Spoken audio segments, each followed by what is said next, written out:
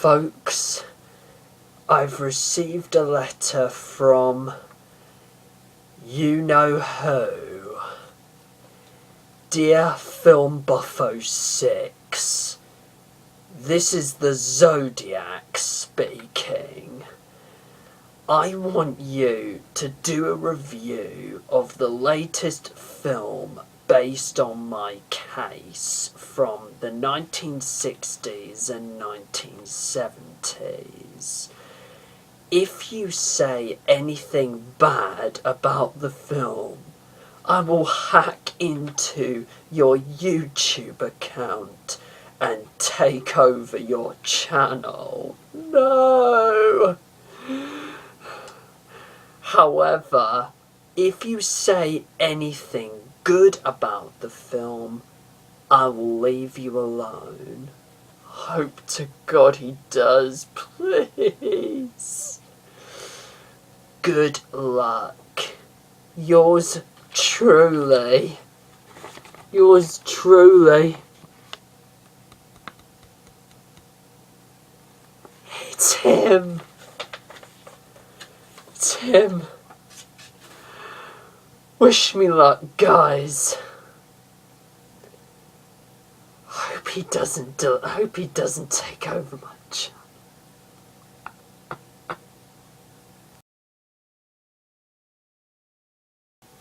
Hello YouTube, Film Buff 06 here, coming your way with just a short and very brief review of the 2007 mystery thriller film Zodiac, which was based on the non-fiction book of the same name by Robert Graysmith, was written by co-producer James Vanderbilt, whose credits include schlockfests such as Darkness Falls, Basic, The Rundown, Arca Welcome to the Jungle with Dwayne Johnson, The Losers, and White House Down, as well as the most recent Amazing Spider-Man films. Well, the recent two, anyway, so far,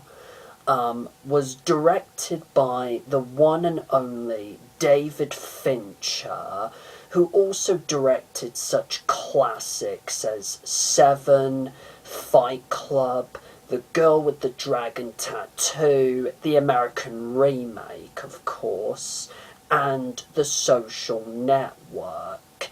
And it stars Jake Gyllenhaal, he of Brokeback Mountain and Donnie Darko fame, Mark Ruffalo, who might be best known to Marvel fans for portraying the Incredible Hulk in Avengers Assemble, Robert Downey Jr., Chloe Sevigny, Anthony Edwards, and Brian Cox. The actor, obviously not the scientist.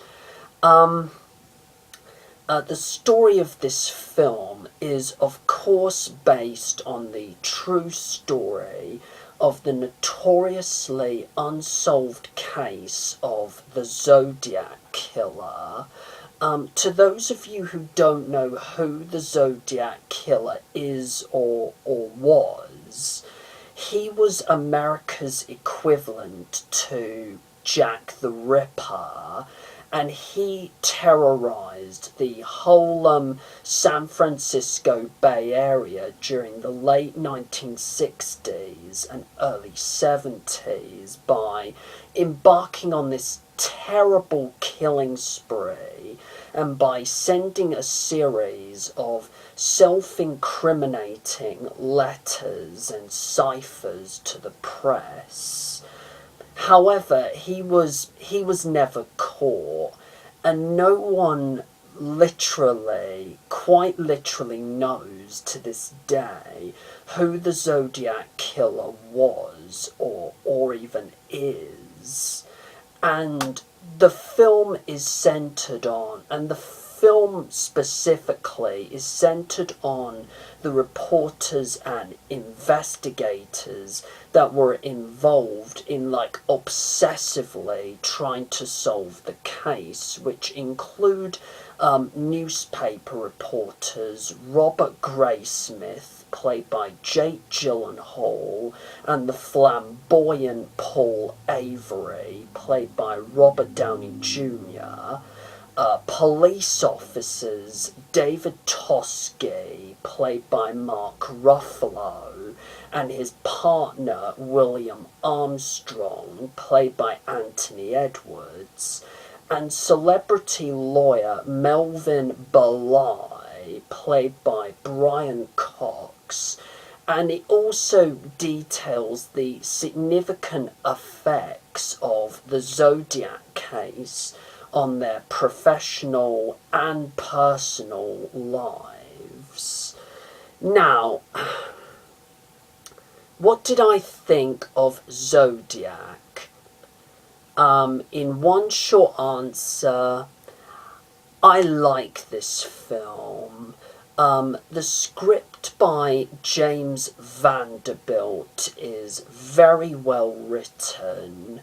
The music by David Shire, complete with, occasional, pop tunes from around the time. For one being Baker Street by Jerry Rafferty, was quite good, actually. The production design is amazing, and the editing is impressive, quite impressive. I absolutely loved the cinematography by Harris Savides, who had previously worked with Fincher on The Game, which starred Michael Douglas and Sean Penn. It, along with, the colour palette, it makes this film feel like it was made in the 70s as opposed to 2007, sort of akin to, akin to 70s movies like Dirty Harry, All the President's Men, and even Taxi Driver.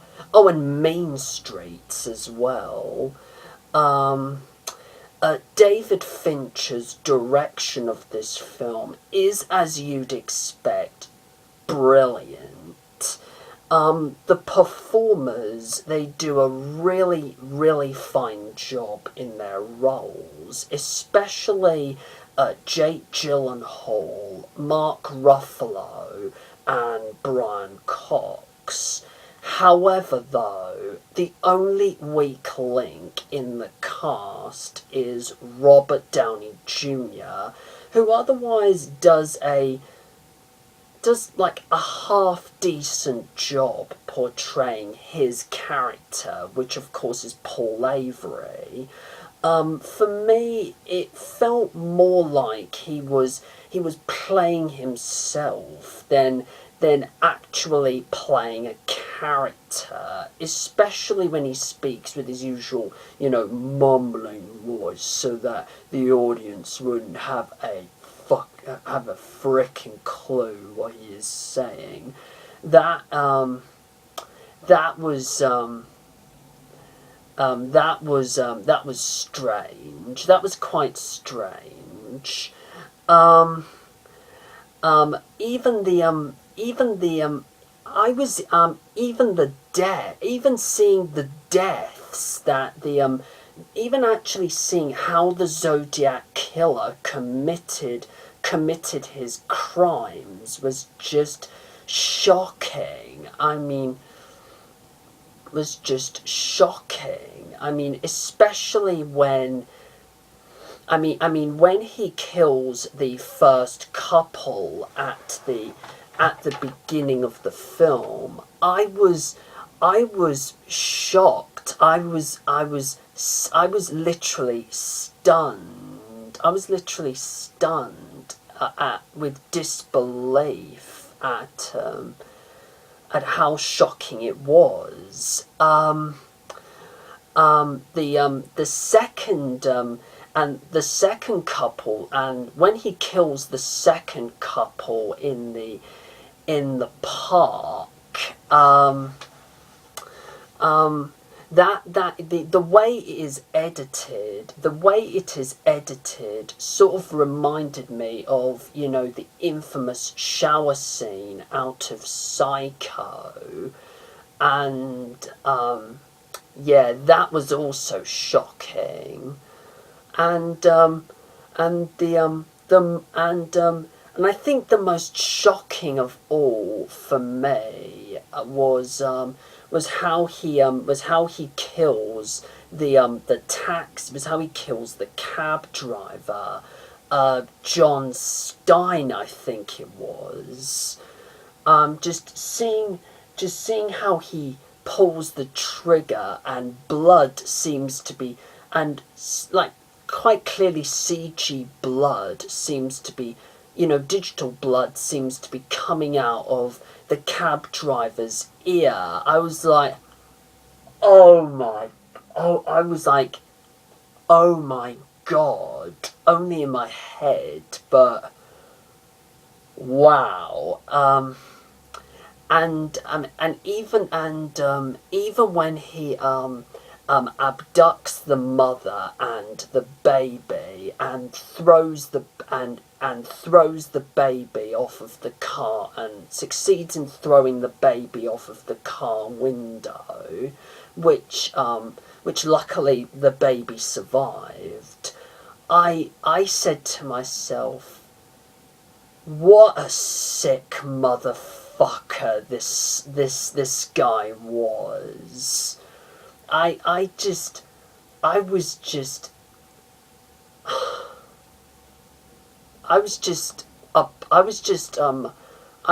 appalled, but of course we are supposed to be appalled by what he does. Anyway, the only other glaring problem that I have with this film is that it is 2.5 hours long, and I'm not making this up. 2.5 hours long. I mean, the first and third acts are brilliant, but the middle act, it quite frankly just drags the film down, as it focuses, you know, way too much on the characters and their, you know, individual obsessions over how to actually nail this psycho, which they never quite did. You know, had they cut that second hour out of the movie, it probably would have made this film greater than it is. Now, I wish I could go a bit more in depth with this review. Talk about some of some trivia from the production side of the film, but no, I just really don't have anything that much to say about it. So I'm just gonna wrap this up. Overall, I do think that this is a brilliantly well-made film, and maybe one editor away from being one of the best films of 2007. But personally, I really wouldn't go as far as to say that it is one of David Fincher's best films. That it's not as good. That it's not as good as Seven, or Fight Club, or Social Network, or Panic Room, or any other masterpieces that Fincher directed. Nevertheless, though, I would very highly recommend this film to those who are actual fans of David Fincher's work, fans of filmmaking fans, fans of serial killer films, 70s film fans, or heck, even fans of mystery thrillers in general. But this would really depend on whether you are willing to tolerate sitting through the second hour. My rating for Zodiac is an 8 out of 10. If you must, go and check it out. Now, feel free to leave a comment in the section below and let me know your thoughts on Zodiac, and also let me know what your favourite David Fincher film is. Plus, feel free to subscribe to my channel. And until my next video, which is going to be my DVD collection update video for this month, do take care, everyone. And in the words of the Zodiac killer himself, goodbye.